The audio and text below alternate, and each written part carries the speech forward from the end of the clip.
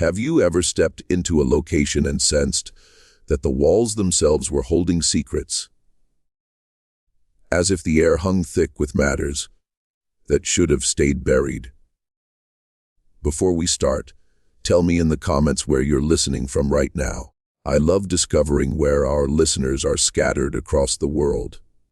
This tale carries us back to 1857 in the hills of eastern Tennessee, where the forest grew so thick that sunlight fought to touch the ground, even at noon, and where a manor house stood that locals had learned to steer clear of without ever quite knowing the reason. The estate once carried a name spoken openly, yet by the time our story opens, folks simply called it the place on Harrow Ridge, and they spoke it in the kind of tone reserved for things you'd rather not dwell on too long. Gideon Hollister was 30. For that autumn, a surveyor by profession, tall and lean, with hands forever marked by the ink he used to chart his maps and diagrams. His hair had begun turning gray early, fine threads of silver woven through dark brown, and he possessed the sort of face that looked shaped by endless hours, peering into the sun through his transit scope. He had passed nearly a decade mapping boundary lines across 3 states, sleeping in boarding houses and taverns, living from a leather satchel that held his instruments and notebooks. He wasn't a man who scared easily, having spent countless nights alone in territories where the nearest neighbor sat 20 miles off, but he carried a quality that hinted he noticed details others overlooked. The way a skilled surveyor must detect the gentle shifts in elevation that alter where water flows. The letter reached him in late September, forwarded through 2 separate towns before it finally caught up with him in Knoxville. The handwriting was careful, almost painfully precise, the kind of script that suggested someone unaccustomed to writing had labored over every word. It came from a lawyer named Phineas Corbett, acting for an estate in the Eastern Hill Country, and it asked for Gideon's services in what it called a full survey of a large property tangled in legal troubles.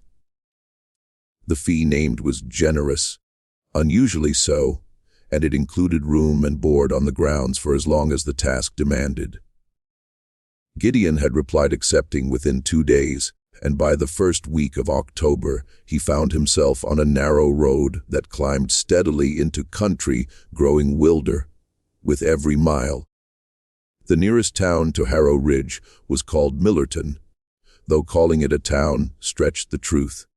It was more a loose cluster of buildings where a creek had once driven a lumber mill that no longer ran. Gideon reached it on a Thursday afternoon as clouds gathered in the west, the sort that promised cold rain before darkness fell. He had arranged to meet Corbett at the town's only tavern, a low structure with a porch sagging in the middle and windows that needed cleaning. Inside, the air smelled of old smoke and something frying in lard, and the few men inside glanced up at him with the blank curiosity reserved for strangers they never expected to see again. Corbett waited at a corner table, a man of about 50 with a round face and eyes that seemed forever worried behind wire-rimmed spectacles. He rose when Gideon entered, offering a soft hand that had clearly never known manual labor.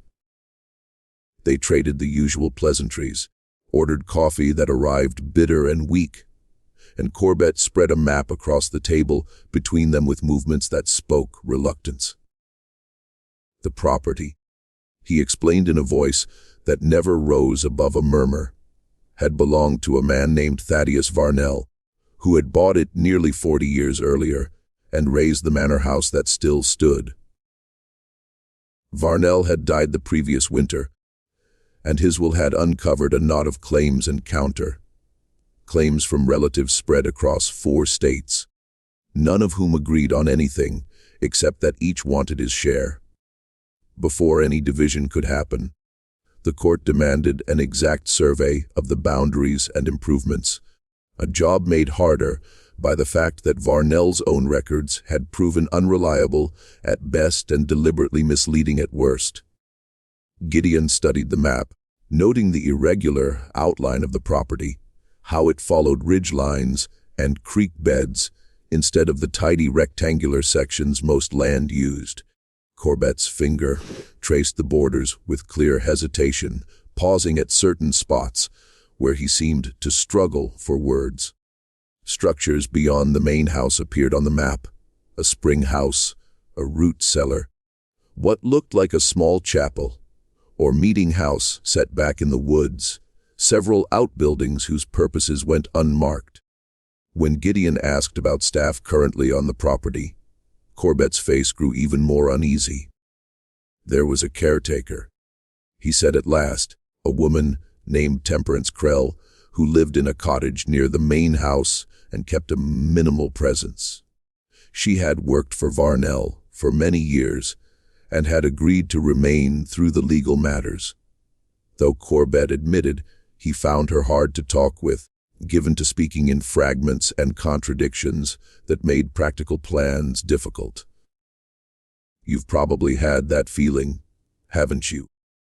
When someone describes a job, and you realize there are pieces they're not saying, gaps in the tale you're expected to fill yourself, or simply ignore.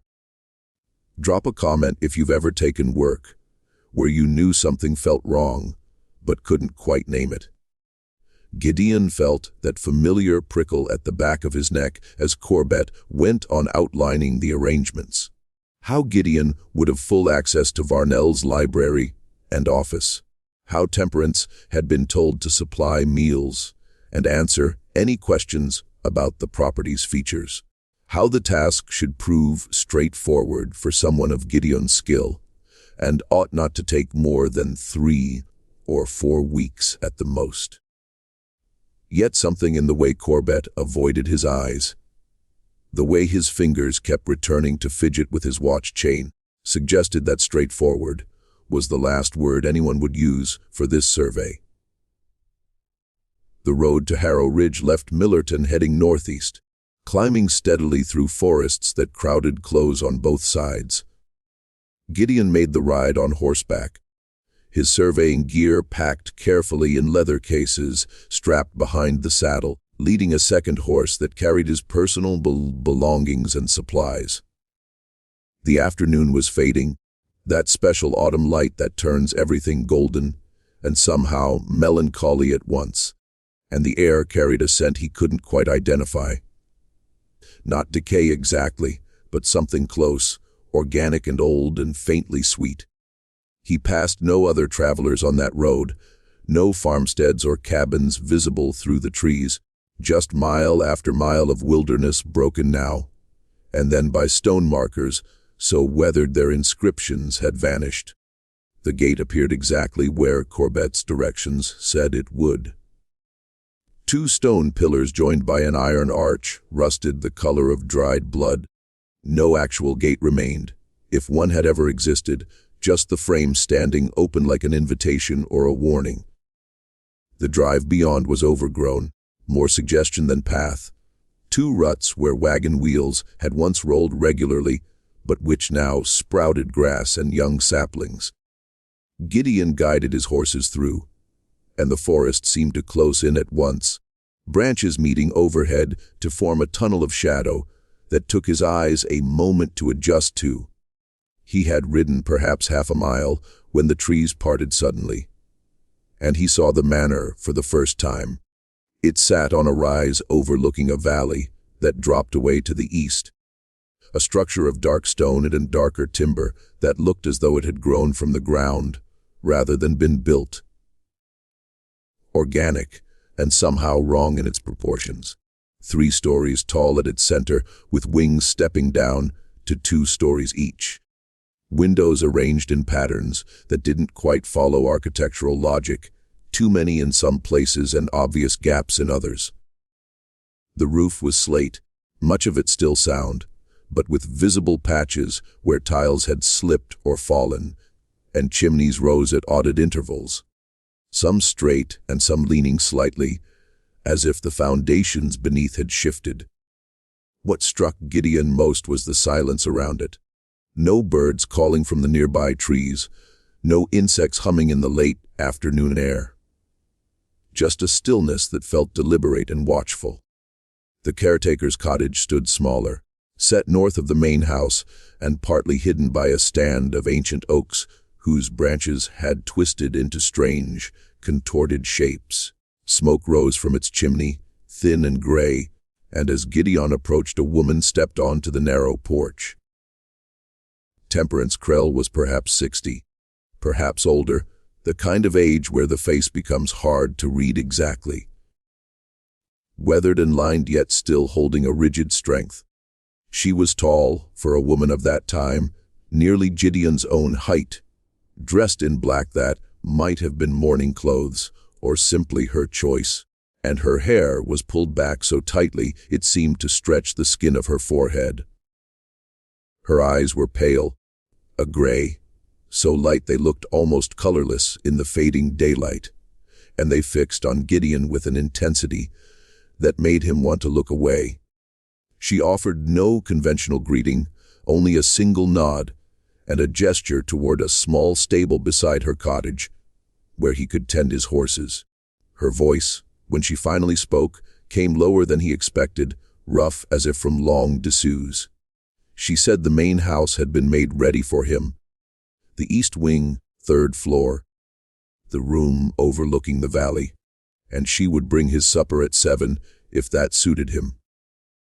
Gideon thanked her and asked about Vernell's papers, the records he would need for the survey, and Temperance's expression stayed unchanged. But something shifted behind her eyes, a flicker that might have been amusement or might have been contempt. Everything was in the library, she said, exactly where it had always been, and if he had questions he knew where to find her. Though her tone suggested she didn't expect his questions to be the kind she could answer. The east wing entrance lay around the side of the manor, a heavy door of dark wood fitted with iron hardware oxidized green. It wasn't locked, and when Gideon pushed it open the hinges protested with a sound that echoed up. What he now saw was a narrow stairwell rising into darkness above. He carried a lantern, and by its light he climbed to the 3rd floor, each step creaking under his weight in a different key, a discordant symphony that announced his presence to the empty building. The room Temperance had described sat at the end of a hallway lined with closed doors, and when he entered he found a space larger than he had expected and furnished with surprising care. A bed with clean linens, a desk placed near the windows, a wardrobe, a washstand with pitcher and basin, a chair drawn up before a fireplace where wood had already been laid ready for lighting. He set down his bags and crossed to the windows, looking out over the valley as the last light drained from the sky. From this height he could see how the property stretched, forests giving way to clearings that might once have been cultivated, the dark ribbon of a creek cutting through the bottomland, and in the distance the faint outline of more ridges rolling away toward horizons already lost to darkness. Behind him the room settled into evening, wood contracting with soft ticks and groans, and Gideon found himself thinking about the silence outside, how complete it had been, how it felt less like an absence of sound and more like sound being actively held down by something that did not want to be disturbed. That first night passed quietly enough, or so it seemed on the surface. Temperance brought his supper as promised, a simple meal of bread and stew and coffee that was surprisingly good, and she stayed only long enough to collect the previous meal's dishes left cleaned beside the door. Gideon ate at the desk, studying by lamplight the preliminary notes Corbett had supplied, familiarizing himself with what little was known about the property's history. Varnell had come from somewhere in the Carolinas originally, the record suggested. A man of some means, though the source of his wealth went unnamed. And he had chosen this remote spot deliberately, buying the land from several smaller owners and combining it into one estate. He had built the manor over several years in the early 1820s, living in temporary quarters while construction continued, and he had lived there alone for most of his life, never marrying, rarely traveling, conducting some kind of business through correspondence that required frequent trips to and from Millerton, but which no one could describe in any detail. And we're here together now, following this story into the dark. If you're enjoying this, consider subscribing to Lugga ACYOF below OD. And if you're hearing this on another channel, know that they've stolen our content without permission. Report them for us, would you? Your support keeps these stories coming, and I genuinely appreciate every single one of you who takes the time to listen. Gideon worked until the lamp oil ran low, then prepared for bed, washing at the basin with water that had gone cold, changing into the nightshirt he had packed, banking the fire in the hearth so it would hold some heat through the night. The bed was comfortable, the mattress corn, husk-filled, and the blankets heavy wool that smelled faintly of cedar from the chest where they had been stored. He blew out the lamp and lay in darkness that was absolute. No moonlight penetrating the windows, no ambient glow from any neighboring lights, just blackness so complete it felt textured, like something he could reach out and touch. Sleep came eventually, though not easily, his mind still turning over the day's impressions. Corbet's evasiveness, Temperance's strange intensity, the manor's oppressive silence, and somewhere in the shift between waking and dreams he thought he heard footsteps in the hallway outside his door, slow and deliberate. But when he pulled himself back to alertness, there was nothing, just the same heavy quiet that seemed to fill every corner of the building. Morning came gray and cold, fog lying thick in the valley below his windows and hiding everything beyond a few dozen yards. Gideon rose, dressed, and made his way downstairs, finding that the east wing's lower floor held a parlor and a small dining room where Temperance had left breakfast waiting. Porridge and bacon and more of that excellent coffee. He ate alone, the house around him vast and silent, then gathered his surveying equipment and set out to begin the work he had been hired for. His plan was systematic, to start with the manor itself, documenting its exact position and the arrangement of its various sections, then work outward in expanding circles, locating and mapping each structure and feature, tying everything back to reference points he would establish and verify multiple times for accuracy. The work went well at first, the fog burning off by mid-morning to reveal a day that was bright and cold, the kind of October weather that makes everything sharp, edged and clear.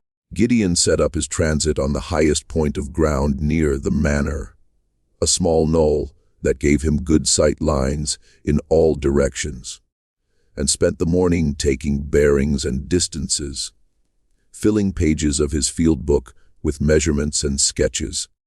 The outbuildings stood where Corbet's map had shown them, though most were in various stages of decay, roofs sagging or collapsed, walls leaning at angles that spoke of neglect measured in years, if not decades.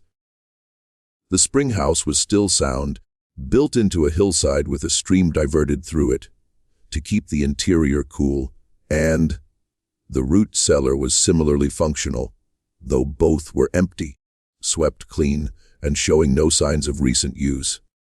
It was the chapel, or meeting house, that gave him pause when he reached it in the early afternoon.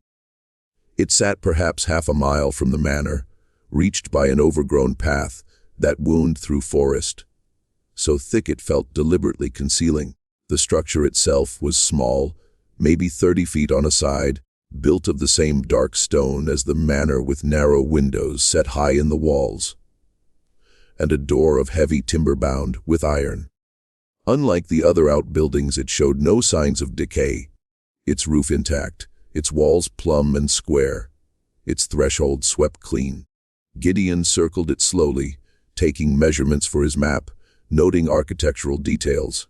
And it wasn't until he tried the door that he realized it was locked. A heavy padlock securing a hasp that looked newly installed, the metal still bright and unweathered. He stood there a moment, hand on the lock, wondering why this building alone would be secured when everything else on the property stood open and abandoned.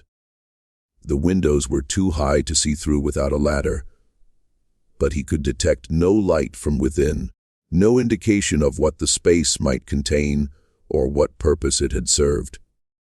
The silence around it was even more pronounced than elsewhere on the property, oppressive in a way that made his ears ring. And when a breeze stirred the trees overhead, the sound seemed muffled and distant, as if reaching him through layers of something heavy and absorbing. He made a note in his field book about the locked building, marked its position on his sketch map, and continued with his survey. But the image of it stayed with him, that small dark structure sitting in its clearing like something waiting.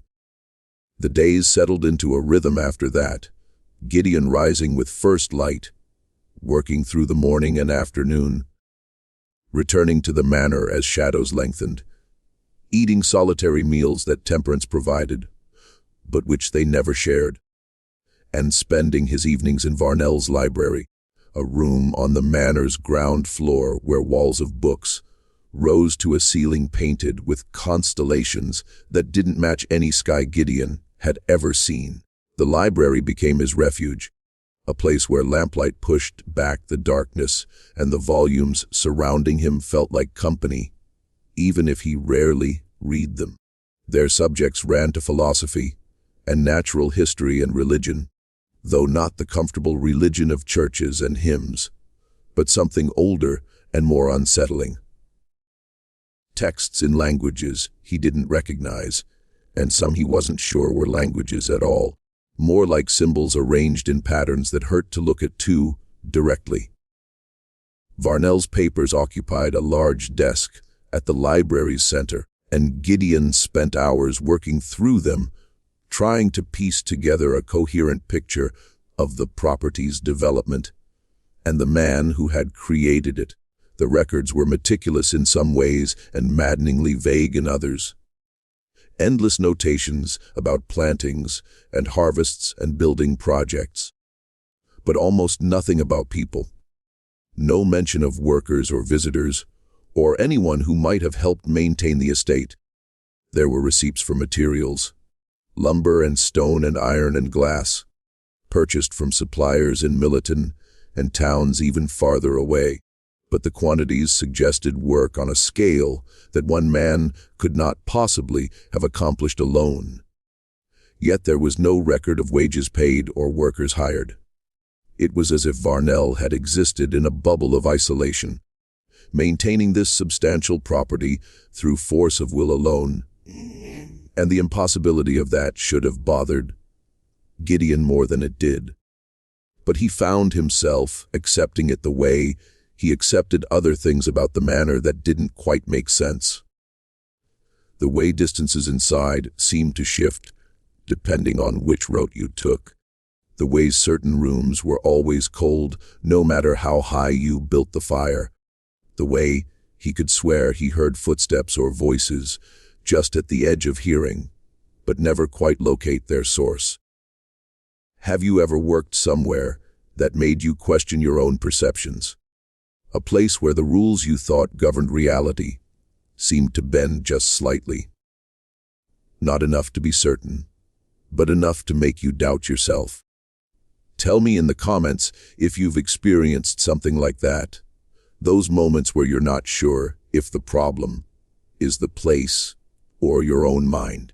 Gideon was beginning to feel that uncertainty by the end of his first week. Not fear exactly, but a growing sense that the manor operated according to principles he didn't understand and wasn't sure he wanted to. He would wake in the night to sounds he couldn't identify. Creaks and groans that might have been the building settling or might have been something moving through spaces he couldn't see. And sometimes he found himself standing at his window in darkness, looking out at the valley below, where lights occasionally flickered in the trees, faint and greenish, there and gone again so quickly he could convince himself he had imagined them. Temperance remained an enigma, appearing to deliver meals and collect dishes, but never staying long enough for real conversation, answering his questions about the property with responses that were technically accurate yet somehow fundamentally unhelpful. When he asked her about Varnell himself, what kind of man he had been, what his days had looked like, she said he was a man who understood certain truths that others couldn't grasp. And when Gideon pressed for details, she simply looked at him with those pale, colorless eyes and said some knowledge wasn't meant to be shared. It had to be earned through observation and patience. He asked about the locked chapel, whether she had a key or knew what it contained. And her expression hardened in a way that aged her another decade, her voice dropping even lower as she said, that building was sealed for good reasons and would remain so, and he would do well to focus his attention elsewhere. The survey progressed despite these mysteries, Gideon working his way systematically across the property, mapping boundaries and features, cross-referencing everything against what records existed and correcting the errors he found. The work was good, solid, the kind of methodical task that had always brought him satisfaction. Imposing order on chaos, reducing complex geography to lines and measurements that anyone could understand. But there were things that resisted mapping, features that didn't want to hold still long enough to be captured. There was a section of the western boundary where his measurements kept coming out wrong. Distances that should have been consistent varying by dozens of feet, depending on when he took them. Reference points that seemed to shift position between morning and afternoon. He rechecked his equipment, verified his calculations, established new reference markers, but the inconsistencies persisted, and eventually he found himself marking that section of the map with a notation that it required further investigation. A professional admission of defeat that bothered him more than it should have. 3 weeks into his stay, Gideon discovered the first of the journals. He had been searching the library for a particular property deed that Corbett had mentioned should be among Varnell's papers, pulling volumes from shelves and checking behind them for loose documents that might have slipped down, when his hand encountered something pushed far back on a high shelf. A leather-bound book that resisted being pulled free, as if it had been wedged there deliberately. When he finally worked it loose and opened it, he found pages covered in handwriting he recognized from the property records as Varnell's. But this was different. Not the careful script of business correspondence, but something rushed and sometimes frantic, entries dated across several decades, not daily like a diary but irregular, sometimes weeks or months between notations. The earliest entries were the most coherent, Varnell writing about his reasons for choosing this location, how he had searched for years for a place where what he called the boundaries were thin, where what he termed the essential forces could be accessed and directed. He wrote about the land itself having qualities that others couldn't perceive, resonances and harmonics that drew certain energies the way iron draws lightning, and about his plans to create a structure that would serve as a kind of lens or focusing mechanism, concentrating those energies in ways that could be studied and potentially utilized. The language grew more technical as the entries progressed. References to angles and alignments and materials with specific properties, notes about construction that had to occur at particular times under particular conditions. And gradually Gideon realized he was reading about the manor's construction, but described not as a dwelling, but as an instrument, a device built to accomplish purposes Varnell never quite specified directly. Later entries grew stranger.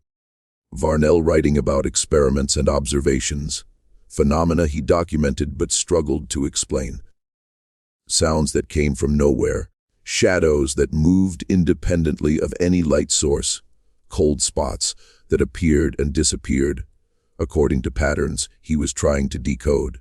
He wrote about visitors, though whether he meant human visitors or something else wasn't clear. Presences he had become aware of in the house and on the grounds, entities that seemed drawn to what he was doing here. Some entries read almost like conversations, questions Varnell had asked and answers he claimed to have received, though from whom or what he never said explicitly. And the answers themselves were fragments and riddles, references to cycles and thresholds and times when barriers became permeable. Gideon sat at the desk long into that night, reading by lamplight that seemed to grow dimmer as the hours passed, though the oil reservoir remained half full, working his way through years of Varnell's increasingly disconnected observations. The man's handwriting deteriorated as the journal progressed, becoming harder to read. Some passages were crossed out heavily, as if he had regretted writing them. Others were underlined multiple times for emphasis that only made them more cryptic. There were drawings scattered through the later pages, diagrams of the manor's floor plan, with annotations about specific rooms and their relationships to each other. Sketches of symbols that Gideon didn't recognize and wasn't sure he wanted to, and on several pages something that looked like maps, but of no geography he could identify, spaces that curved back on themselves or extended in directions that shouldn't exist. The journal ended abruptly mid-sentence, Varnell writing about preparations for what he called the culmination, a working he had been planning for years that would require precise timing and specific conditions. Something about planetary alignments and seasonal transitions, and the proper arrangement of participants, though he mentioned no names and gave no indication of who these participants might be. The final entry was dated in December of 1856, just 2 months before Varnell's death according to Corbett, and it broke off with the words, "Tonight, if the weather holds," followed by blank pages, as if whatever Varnell had planned either succeeded so completely he had nothing more to record, or failed so utterly that recording became impossible. Gideon closed the journal and sat in silence, the manor settling around him with its usual night sounds, creaks and groans that might have been wood contracting in the cold, or might have been something else. And he found himself wondering what had happened that December night, what Varnell had attempted, and whether it had killed him or driven him to some other fate. The official record said he died of heart failure, found in his bed by Temperance one winter morning. But Gideon had noticed earlier that the death had occurred in the manor's west wing in a room on the ground floor that Varnell's floor plans, marked with a symbol Gideon couldn't interpret. And he had noticed too that Temperance never went into that wing if she could avoid it, always leaving his meals in the east wing, even though the manor's main kitchen was in the west, taking longer routes through the building rather than passing certain doorways. The next morning, Gideon decided to explore the west wing more thoroughly. He had been through it during his initial documentation of the manor's structure, taking measurements and making notes about room dimensions and architectural features. But he had done so quickly and efficiently, treating it like any other part of the building. Now he moved through those spaces more slowly, paying attention to details he had overlooked, trying to understand what Varnell had been attempting to create here. The wing's layout was strange. Rooms arranged in ways that didn't match the external architecture. Corridors that ended in walls that shouldn't be there. Doorways that opened into spaces too large to fit within the building's footprint. And the deeper into the wing he went, the more pronounced these impossibilities became. There was a central chamber, octagonal in shape, with a ceiling that rose 2 stories to a skylight of colored glass arranged in patterns that cast strange shadows even on this overcast morning. The walls were lined with built-in cabinets and shelves, most of them empty now, but showing signs of having held objects, dust outlines that suggested specific placements. And in the center of the room stood a table of dark wood, circular and perhaps 8 feet across, its surface covered with inlaid designs that reminded Gideon of the symbols from Varnell's journal. The floor beneath the table was stone, not wood like the rest of the wing, laid in concentric circles that radiated outward from a central point, and when Gideon stood on that central point, he felt something. A vibration or pressure that wasn't quite physical, more like standing too close to a large bell that had been struck and was still resonating. He spent over an hour in that chamber documenting everything, taking measurements that seemed to shift even as he recorded them, and gradually becoming aware of a sound at the very edge of his hearing, rhythmic and low, like breathing but impossibly slow. Each inhalation lasted seconds, each exhalation even longer. The sound seemed to come from the walls themselves, or perhaps from beneath the floor. And the longer he stayed, the more convinced he became that the chamber was alive somehow. Not in any biological sense, but aware, attentive, waiting for something. When he finally left, returning to the east wing and the familiar spaces there, he felt like he had surfaced from deep water. His ears popping, his vision adjusting to light that seemed brighter than it should. That night sleep eluded him entirely. He lay in darkness listening to the manor's sounds, trying to separate the normal settling and contracting from the other noises, the ones that suggested movement and purpose. Footsteps that climbed stairs he knew were empty, doors opening and closing in uninhabited sections, voices that murmured just below the threshold of comprehension. Twice he rose and lit his lamp, walking through the east wing's upper floors, confirming that he was alone, finding no source for the sounds, no explanation beyond his own overwrought nerves, and an imagination fed by too much reading of Varnell's disturbing journals. But when he returned to bed and extinguished the lamp, the sounds resumed, closer now, as if whatever made them had grown bolder. And once he could have sworn he heard his own name, spoken clearly from somewhere nearby, called in a voice that might have been Temperance's, or might have been something mimicking it. Morning brought Temperance to his door earlier than usual, her knock sharp and insistent. When he answered, still in his nightshirt and disoriented from lack of sleep, she stood in the hallway with an expression he had never seen on her before. Something that might have been concern or might have been warning. She said he needed to be more careful where he went in the manor, that there were spaces that weren't meant for him, areas that had been prepared for specific purposes and shouldn't be disturbed. He asked what purposes, what she meant by prepared, and she simply shook her head slowly, saying Varnell had understood certain principles about the way places work, how they can be shaped and directed, how they can become containers for things that need containing.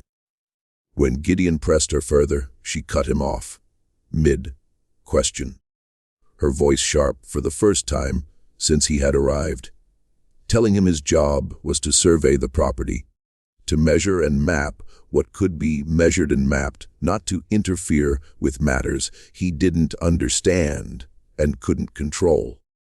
The conversation, if you could call it that, left him unsettled in ways he struggled to define. Temperance had always been strange, but there was something different now, an urgency to her, warnings that suggested genuine fear, and Gideon found himself wondering what she knew, what she had seen during her years in Varnell's service, what truths she carried that she had decided couldn't or shouldn't be shared. He spent that day working outside, surveying the property's northern sections, where steep terrain made for difficult measuring, and the physical work helped clear his mind, letting him focus on simple problems with concrete solutions, distances and angles and elevations that behaved according to rules he understood. But when evening came, and he returned to the library to continue working through Varnell's papers, he found another journal. This one not hidden but sitting openly on the desk as if placed there for him to find. The handwriting was the same, but these entries were different, more recent, spanning just the final year of Varnell's life, and they read less like observations and more like instructions, directions being given to someone, though whether to himself or to some anticipated reader wasn't clear. He wrote about the completion of his work, how the manor had become what he had always intended, a place where the normal barriers between states of existence could be crossed under the right conditions, where those willing to surrender certain assumptions about the nature of reality could access knowledge and experiences generally hidden from human perception. He wrote about guides, entities he had made contact with who existed in states he described as adjacent to normal reality, and about bargains he had struck to secure their cooperation. Prices paid in forms he didn't specify, but which seemed to trouble him, even as he insisted they were necessary. The most disturbing sections dealt with what Varnell called the threshold work, ceremonies or rituals conducted at specific times in specific locations, the octagonal chamber being primary among them, designed to thin the barriers further, to make the crossing easier for those who would come after him. He wrote about his own approaching end, with a strange detachment, as if his death was simply another phase in a process he had set in motion years before. And he referred multiple times to his successor, someone who would continue the work, though he never named this person or explained how they would be chosen or identified.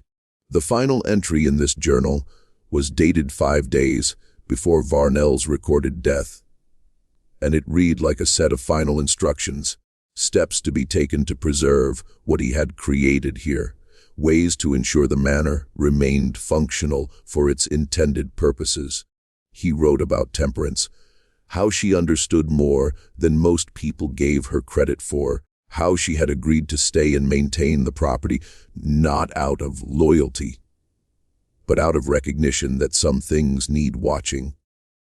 Some forces require containment, and abandonment would be more dangerous than stewardship. And he wrote about those who would come seeking to understand what he had built, how they would be drawn by the same resonances that had drawn him, how the property itself would call to those capable of perceiving it, and how such people should be allowed to explore, to learn, to make their own decisions about whether to cross the thresholds that had been opened here. Gideon set down the journal feeling like the room had grown colder, like the air itself had become thicker and harder to breathe.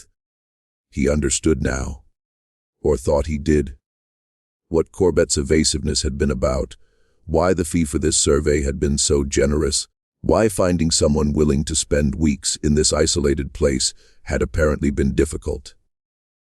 He was being tested, evaluated, groomed potentially for something Varnell had planned, and the survey itself was secondary.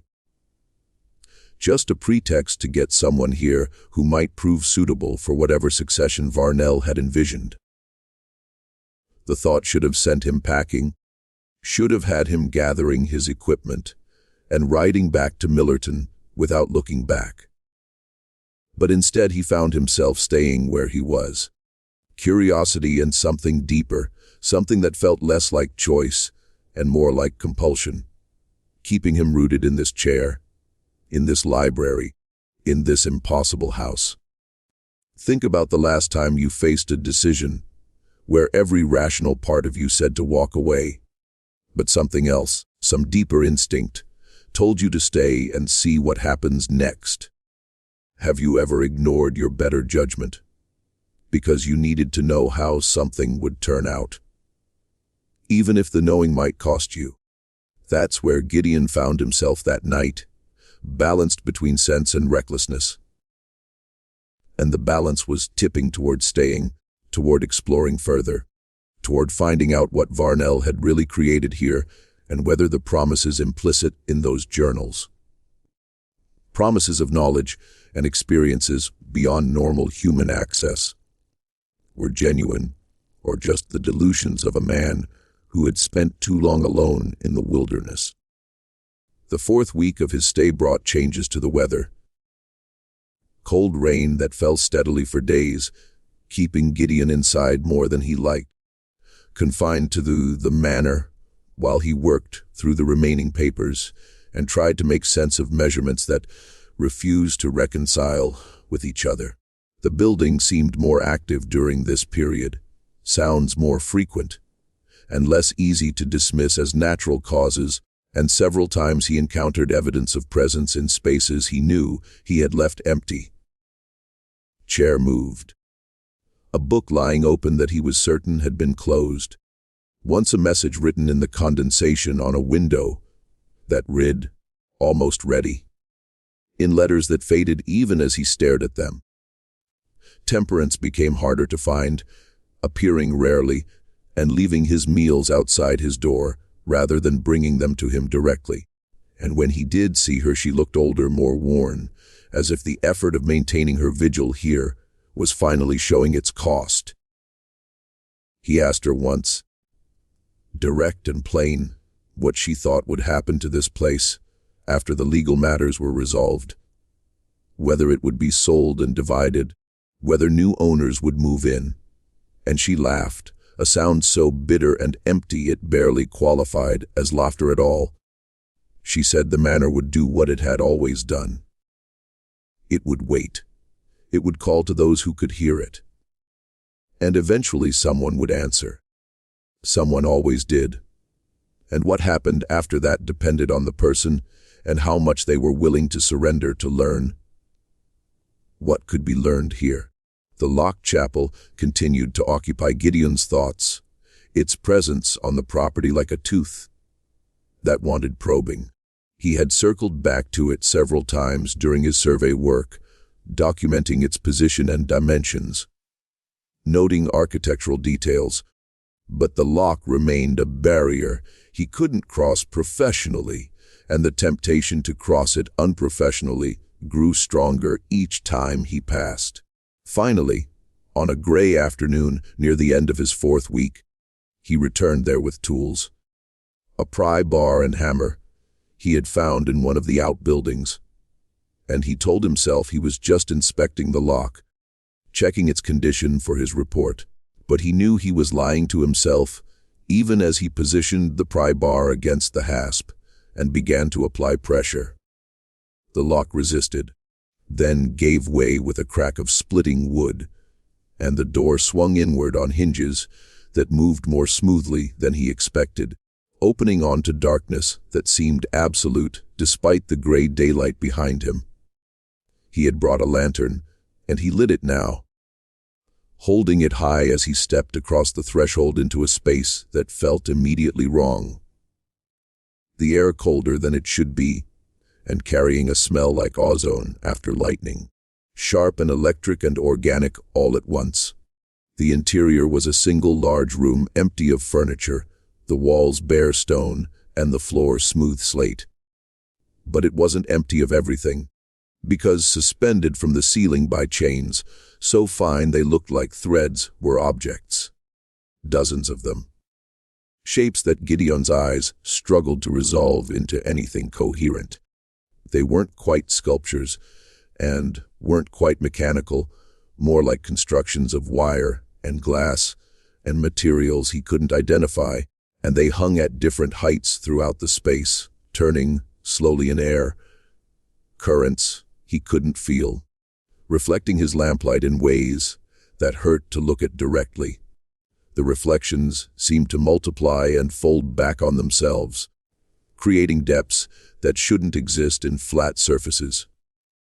When he moved deeper into the room, the hanging objects seemed to track his motion, orienting themselves toward him or away from him in ways that couldn't be random.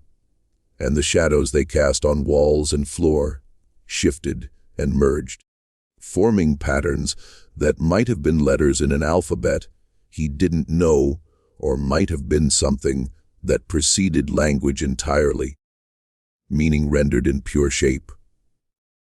There was writing on the floor, carved into the slate in letters, so small he had to kneel to read them, lines of text spiraling outward from a central point. And as he traced them with his finger, he realized they were instructions. Another set of directions like those in Varnell's journals, but more specific, more technical, describing processes and procedures for what the text called crossings, methods for accessing what it termed the adjacent states, ways to prepare oneself mentally and physically for experiences that normal consciousness couldn't process without shattering. The instructions were thorough, almost ruthlessly so, and they made clear that attempting the crossing without proper preparation was dangerous. Not in the sense of physical harm, necessarily, but in the sense of fundamental alteration.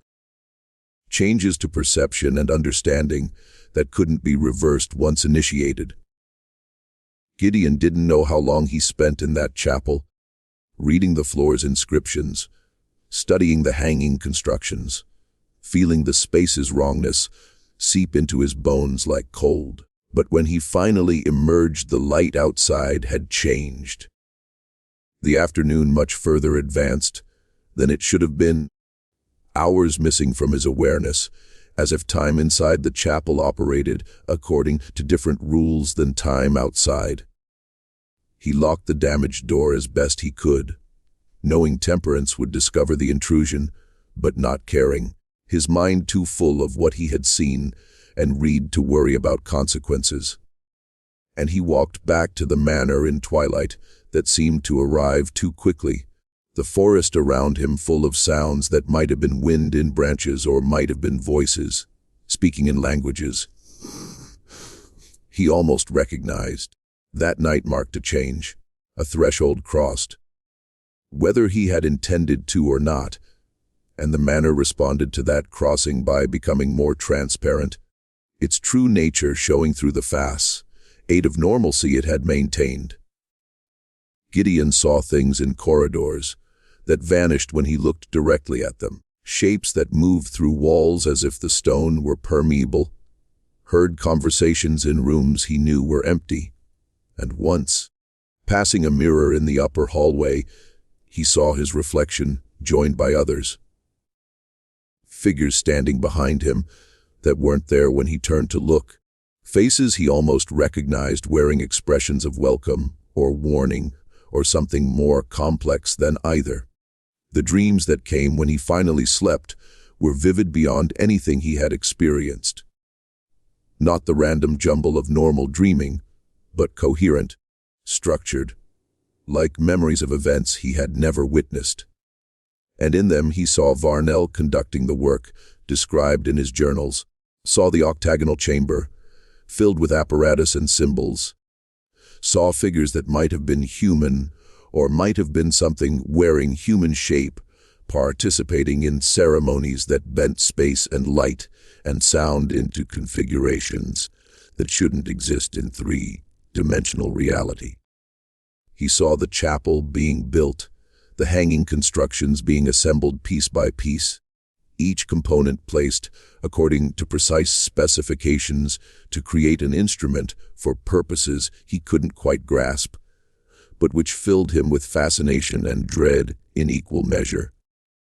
When he woke, he found himself not in his bed, but standing in the octagonal chamber, barefoot on the cold stone floor, his hands resting on the central table's inlaid surface, and in the gray pre-dawn light filtering through the colored skylight, he could see that his fingers had traced patterns in dust. He didn't remember being there. Symbols that matched those from the chapel floor and from Varnell's diagrams. And for a moment that stretched too long, he couldn't remember his own name, couldn't remember where he had come from or why he was here, just knew that he was exactly where he needed to be, doing exactly what he was meant to do.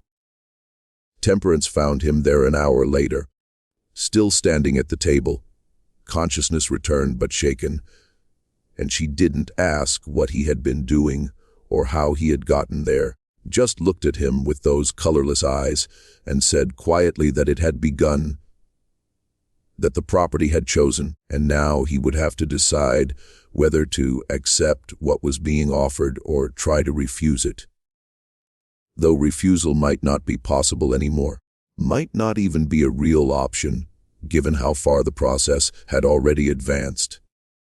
She brought him back to the east wing, sat him down in his room with coffee that was bitter but bracing. And then she told him about Varnell's final years, how the work had consumed him entirely, how he had stopped sleeping in any conventional sense and started existing in states that weren't quite waking and weren't quite dreaming, how he had claimed to move between layers of reality, the way others might move between rooms, and how toward the end he had spoken about completion, about having done what he came to do, about leaving behind something that would persist and draw others who could continue refining what he had begun.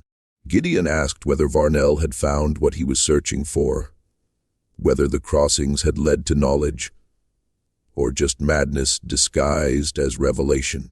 And Temperance considered the question for longer than it should have required before answering that she didn't know, that Varnell had seen things and experienced things that she couldn't follow him into, and that he died either satisfied or destroyed, and maybe those outcomes weren't as different as they seemed. She said the manor would show Gideon what it wanted to show him, would offer what it was designed to offer, and what he made of those offerings would determine whether he left here intact or transformed into something that could never quite fit back into the world he had come from. The final week of his contracted time arrived, and Gideon knew he should be finishing his survey, compiling his notes and measurements into the report Corbett expected, preparing to return to Millerton and normalcy and work that made sense in conventional terms.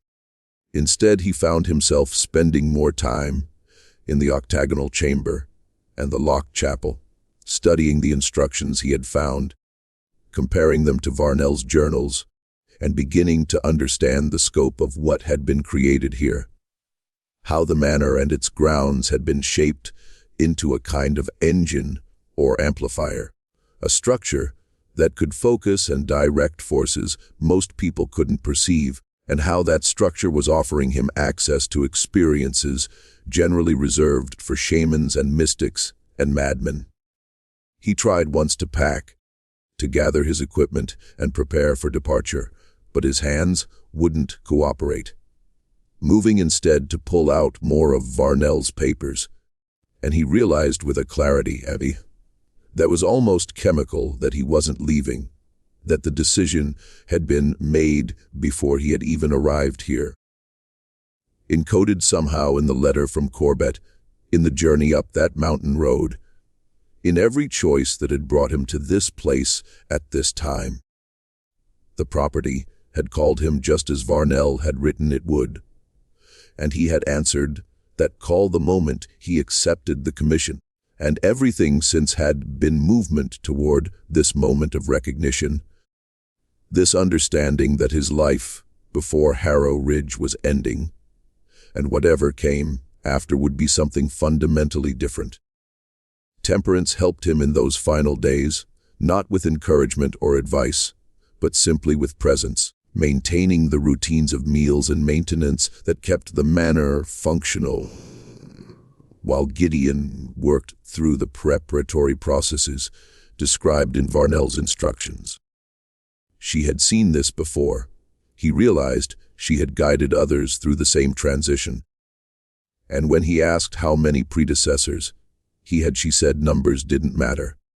That each person who came here followed their own path, and some paths led through the thresholds, and some led away, and predicting which would be which was impossible. You just had to wait and see how the person responded when the moment arrived. The moment arrived on a night in early November, cold and clear with stars visible through gaps in the forest canopy, the kind of night Varnell's journals specified as ideal for certain kinds of work.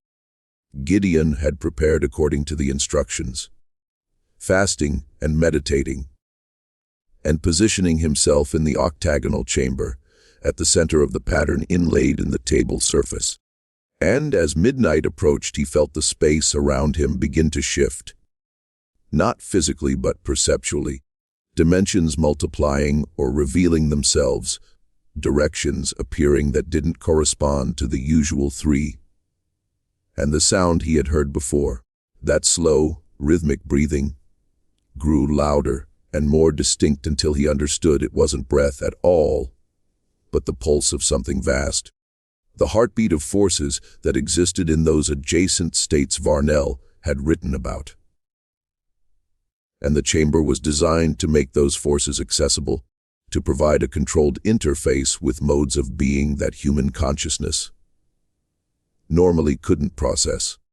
What happened next is difficult to describe because it existed outside the framework of normal experience, beyond the reach of language designed to communicate within a single-dimensional frame. Gideon perceived himself simultaneously from multiple perspectives, saw his own body from above and beside and within, felt his consciousness expand to encompass not just the chamber, but the entire manor and the property beyond it, and the forest stretching away in all directions, and further still. And he understood suddenly how all of it was connected, how the patterns Varnell had built into walls and floors, and the landscape itself created circuits of energy or information, or something for which those words were inadequate approximations, and how those circuits linked this place to others, to nodes across a vast network that encompassed the planet, and maybe more than the planet. And he saw other people like him at other nodes conducting their own work, their own explorations. And he understood that this wasn't isolation but connection, not withdrawal from the world, but engagement with levels of it generally hidden. The experience lasted hours or minutes or no time at all, duration becoming meaningless when you're existing across multiple temporal streams simultaneously. And when it ended, when his consciousness contracted back into the familiar boundaries of a single body, in a single location, in a single moment, he was changed in ways he couldn't yet catalog. His perception altered so that he could see the patterns underlying visible reality, the flows and currents of whatever forces moved through and animated everything, and he knew with absolute certainty that he wouldn't be leaving Harrow Ridge, that this place was now his responsibility and his opportunity, that he was the successor Varnell had anticipated, and that the work of understanding and refining what had been built here was now his to continue. Temperance was waiting when he emerged from the chamber in early morning light.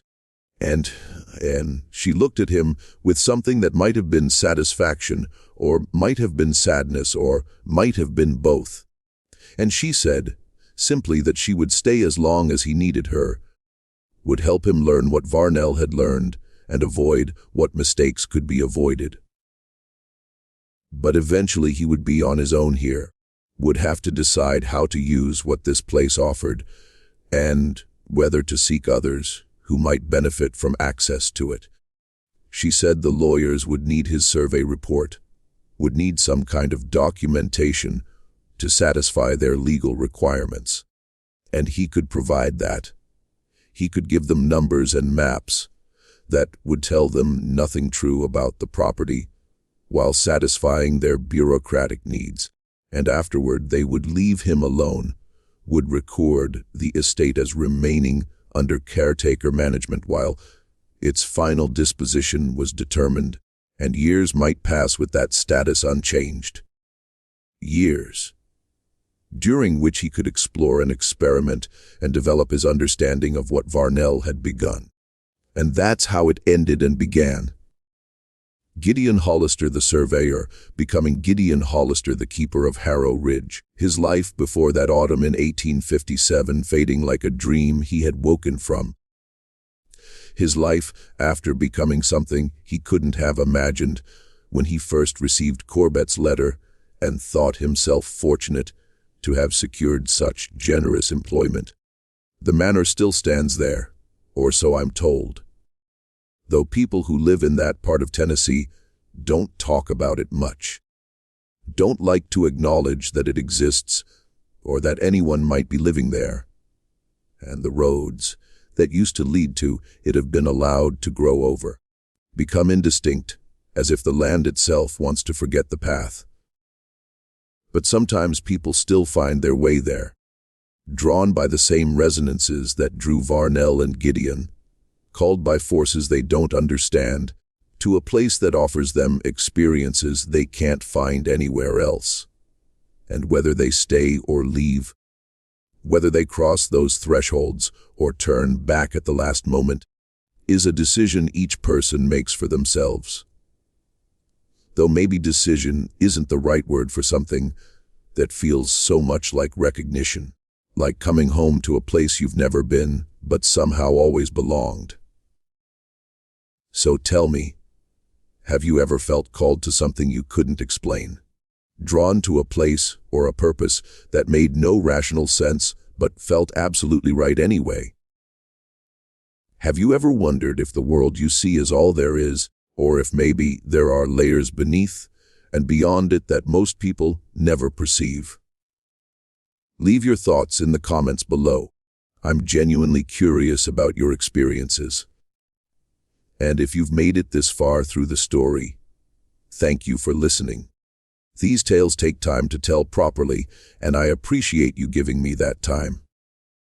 Until the next story finds its way to us, take care of yourselves out there, and maybe pay attention to those moments when something feels just slightly wrong with the world around you, because sometimes those moments are trying to tell you something important, something true, even if the truth is stranger and darker than you are prepared to accept.